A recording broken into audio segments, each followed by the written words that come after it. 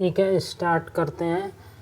Question number 23 तक इससे पिछले लेक्चर में क्वेश्चन आंसर हम लोगों ने लगा लिए थे। अब क्वेश्चन नंबर 24 से 33 आज इस वीडियो में कोशिश करेंगे पूरे के सारे क्वेश्चन जो हैं कंप्लीट हो जाएं। तो क्वेश्चन नंबर 24 पढ़ते हैं। क्या दिया है? एक अवतल दर्पण से 30 सेंटीमीटर दूर रखी वस्तु का 3 गुना बड़ा आभासी वास्तविक प्रतिबिंब प्राप्त होता है। अच्छा, एक केस है जिसमें आभासी प्राप्त होता है और एक केस है जिसमें वास्तविक प्राप्त होता है। ठीक है, प्रत्येक दिशा में अवतल दर्पण की फोकस दूरी ज्ञात कीजिए। 2 कंडीशन दी गई हैं। अच्छा, इस क्वेश्चन को ध्यान से पहले समझेंगे। ठीक है,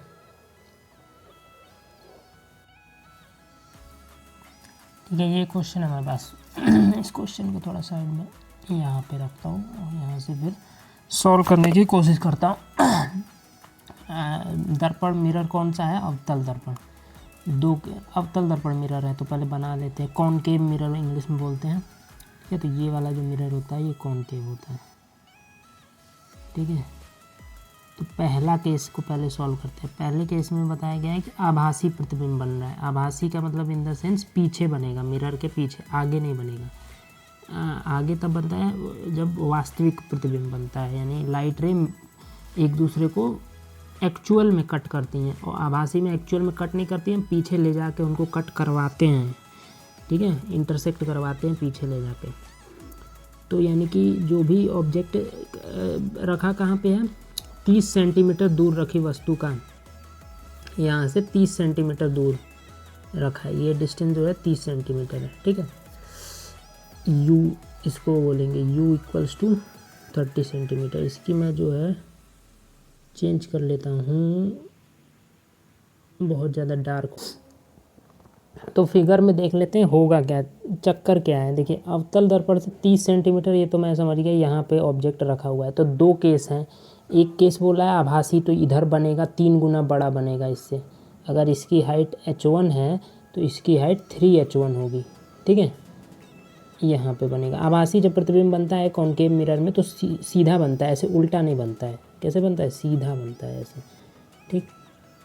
ठीक है, दूसरा कैसे? वास्तविक। तो वास्तविक में भी कैसा बनेगा? 3 गुना ही बड़ा बनेगा। तो वो बनेगा किधर? इधर साइड, इससे थोड़ा सा और आगे साइड बनता है और 3 गुना बड़ा बनता है। ठीक है, ये आपको याद होगा।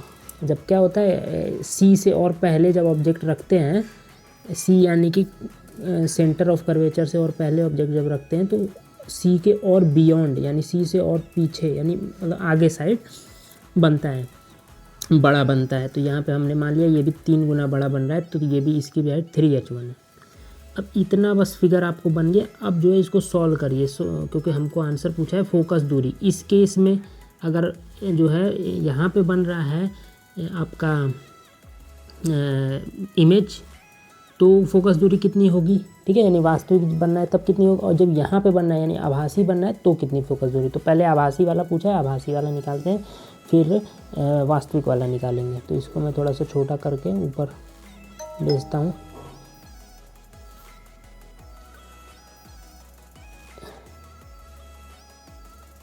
ठीक, तो यहाँ पे देखिए हमको क्या यहाँ से हम लोग मैग्नीफिकेशन निकाल सकते हैं। मैग्नीफिकेशन सीधा आप समझिए कि यहाँ पे भी 3 गुना बड़ा है, यहाँ पे भी 3 गुना है, 3 गुना बड़ा है। तो पहले हम आभासी वाला करते हैं। आभासी में मैग्नीफिकेशन कितना हो जाएगा?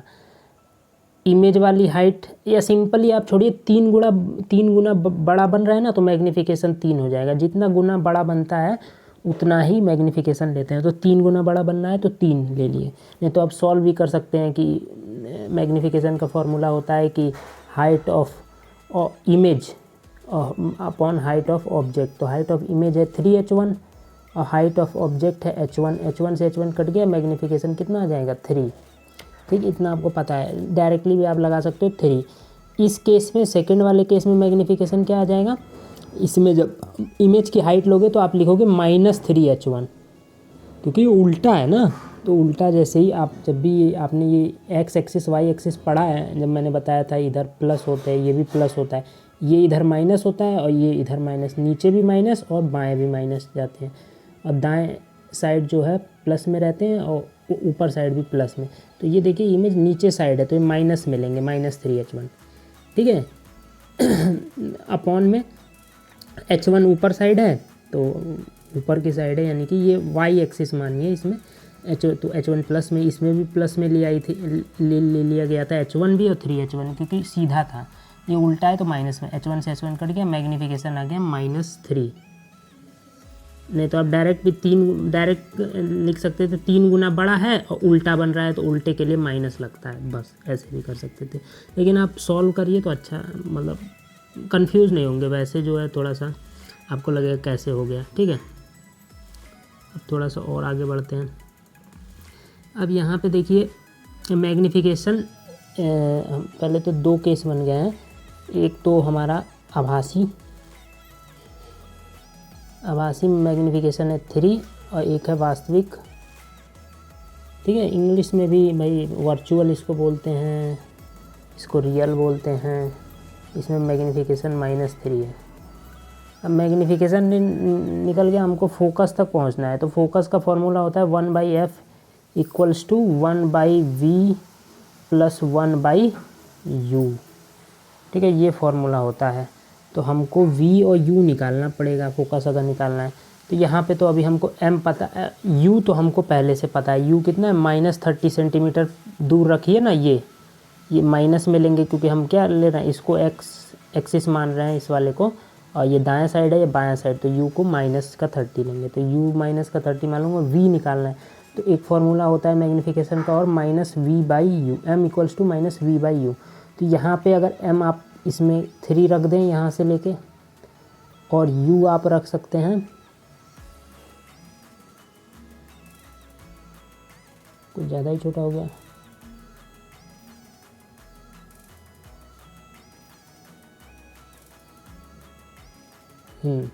u आप रख सकते हैं कितना, -v ऊपर रहने दीजिए, वो निकालना है, u आप रख सकते हैं -30, माइनस से माइनस कट जाएगा, v = आ जाएगा 30 × 3 90, ठीक है। तो एक v की वैल्यू आ गई आभासी वाले केस में 90। वास्तविक वाले केस में क्या आ जाएगा, m की जगह रख देंगे -3, माइनस का v रहने देंगे, u की जगह फिर -30 रख देंगे, माइनस से माइनस कट जाएगा, v = आ जाएगा 30 3 90 माइनस का 90, ठीक है। तो v दोनों केस के लिए हमको निकल गया। अब इस फॉर्मूले में एक में v को 90 रखेंगे, एक में v को -90 रखेंगे और सॉल्व करेंगे, हमारा फोकस दोनों केस के लिए आ जाएगा, आभासी के लिए भी और वास्तविक के लिए भी। तो सॉल्व करते हैं, मान लीजिए यहाँ से ऊपर इसको स्लाइड करते हैं, हाँ ठीक है। यहाँ पे निकालना शुरू करते हैं, 1/f = 1/v एक में, यानी कि ये वाला केस, ये कौन सा केस है आपका, v = 90 वाला कौन सा, आभासी, पहले आभासी वाला ही निकालते हैं, फिर वास्तविक वाला निकाल लेंगे। वास्तविक वाले में -90 लेना है और u तो -30 दोनों केस में है ही है, तो यहाँ पे -90 ले लिया आभासी वाले के लिए, प्लस 1/-30, ठीक है। माइनस दोनों में, माइनस को बाहर ले लो सबसे अच्छा, और यहाँ पे 90 एलसीएम ले लो, तो ये 1 प्लस हो जाएगा, 33 जा 90, तो 3 1 जा 3 हो जाएगा, तो ये आ जाएगा -4/90। अब इसको रिवर्स करोगे क्योंकि f को भी आप रिवर्स करोगे, तो f = ऊपर 90 जाएगा और नीचे 4 आएगा और माइनस का, अब 4 से डिवाइड करोगे तो 4 2 जा 8, 4 2 जा 8.45 जा 20, -22.5 सेंटीमीटर f, ठीक है। -22.5 आभासी के लिए, यानी वर्चुअल जब इमेज बनेगी उधर बनेगी, यानी कि मिरर के पीछे बनेगी, तो 22.5 सेंटीमीटर बनेगी, ठीक है। ये किस में बनेगी, माइनस में, ठीक है। सॉरी गलत बता दिया, देखो मेरा दिमाग पागल हो गया है, बड़ी मिस्टेक कर रहा है। वास्तविक में ये था v = -90, यहाँ पे -90 हमने लिया है ना, तभी ना ये -20 है, तो वास्तविक के लिए है, ये कौन सा केस है, वास्तविक के लिए, ये वास्तविक के लिए यानी रियल, ठीक है। मतलब फिगर में अगर मैं बताऊं तो इस तरीके से, ये आपका मिरर है, कॉनकेव मिरर, यहाँ पे आपका 30 सेंटीमीटर पे रखा हुआ है, ठीक है, ऑब्जेक्ट, ठीक है, और यहाँ पे जो है 3 गुना बड़ा बना है, तो इसकी जो फोकल लेंथ होगी वो यहाँ पे होगी, यहाँ पे 30 सेंटीमीटर पे ये रखा था ना ये ऑब्जेक्ट आपका यहाँ पे, तो यहाँ पे फोकल लेंथ यहाँ तक होगी 22.5 तक, यहाँ तक, ठीक है। ये यहाँ पे इसका फोकस होगा, ठीक। यानी फोकस के इधर रखा हुआ है ऑब्जेक्ट। मैंने बोला था ना फोकस और सी के बीच में रखा रहता है तो बनता है वास्तविक, नीचे उल्टा बनता है और सी के और पीछे बनता है। मतलब अगर मान लीजिए यहाँ पे सी है तो इसके इधर बना है, ठीक। तो ये हो गया वास्तविक वाला। अब उसी तरीके से रियल वाला भी निकाल लेते हैं। रियल वाले में कुछ नहीं रखना है, 1/90 रखना है और प्लस 1/-30 रखना है। 1/f यहाँ रख दो इक्वल्स टू, इसको अब सॉल्व कर लो, इसको थोड़ा सा ऊपर लेते हैं, ठीक है। तो ये हो जाएगा 1/f इक्वल्स टू 1/9, यहाँ पर 90 एलसीएम हो जाएगा, ऊपर हो जाएगा 1 माइनस 33 जा हो जाएगा आपका 90, तो यहाँ पे 3 हो जाएगा, ठीक है। तो 1/f इक्वल्स टू कितना हो जाएगा, एक मिनट, f ऊपर ले लेते हैं सीधे और माइनस का 90 ऊपर और 2 नीचे, माइनस के 2 में से 2 नीचे, माइनस ऊपर ही छोड़ दो, 90 ऊपर, 45। तो f इक्वल्स टू आ जाएगा -45 सेंटीमीटर। ये आ गया आपका वर्चुअल के लिए। यानी वर्चुअल केस में क्या होगा, ऐसे देखिए फिगर, ये हो गया कॉनकेव मिरर, ये हो गया यहाँ पे 30 सेंटीमीटर पे रखा था ऑब्जेक्ट, लेकिन उसका जो इमेज बना वो बना यहाँ पे 3 गुना बड़ा। तो इसकी फोकल लेंथ बतानी, तो फोकस इसका यहाँ पे होगा, ठीक है। यहाँ पे और पीछे कर लेते हैं, यहाँ कर लेते हैं फोकस, यहाँ 45 सेंटीमीटर पे, ठीक है। ये ऑब्जेक्ट जबकि 30 सेंटीमीटर पे था। तो यानी कि फोकस जब यहाँ है, यानी फोकस और पोल के बीच में जब रखी रहती है तभी ना पीछे बनती है। फोकस पे रखी रहती है तो इन्फानाइट पे बनती है, हम पढ़ाए थे। अरे फोकस पोल के पीछे, तो यहाँ पे मिरर के पीछे सीधी बनेगी, वर्चुअल बनेगी, ये पढ़ाए थे, तो ये समझ गए। नेक्स्ट क्वेश्चन पे चलते हैं। एक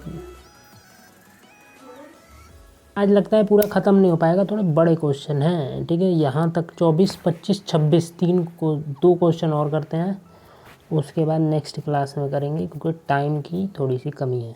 25-26 क्वेश्चन फटाक से करते हैं, जल्दी से देखते हैं, पढ़ते हैं क्या क्वेश्चन है। एक मिनट, हाँ इसको बड़ा किया जाए। 24 वाला हो गया। 25, एक अवतल दर्पण की फोकस दूरी 48 सेंटीमीटर है, ठीक है। फोकस किधर, अवतल दर्पण ये है, फोकस इधर होगा, 48 सेंटीमीटर पे होगा एफ यहाँ, ठीक है। दर्पण से 40 सेंटीमीटर दूर रखी वस्तु का दर्पण से कितनी दूर पर बनेगा, 40 सेंटीमीटर दूरी पर रखी है, यानी कि यहाँ पे कहीं पे ऑब्जेक्ट रखा है, तो वस्तु का दर्पण से कितनी दूरी पर बनेगा, ठीक है। तो आपको ये दे दिया, फोकल दे दिया, अब दो चीज़ें दे दी, यू दे दिया कितना 40 सेंटीमीटर, माइनस का 40 सेंटीमीटर, क्योंकि इधर ही रखेंगे ना, इस साइड ही ऑब्जेक्ट हमेशा रखाता है। एफ आपका दे दिया कितना, फोकस दूरी है 48, तो अवतल दर्पण की तो फोकस दूरी इधर ही होगी ना, माइनस का 48 सेंटीमीटर। वी बताना है, तो वी अब निकाल लेंगे सिंपल फार्मूले से। तो फार्मूला क्या होता है, 1/f equals to 1/v plus 1/u।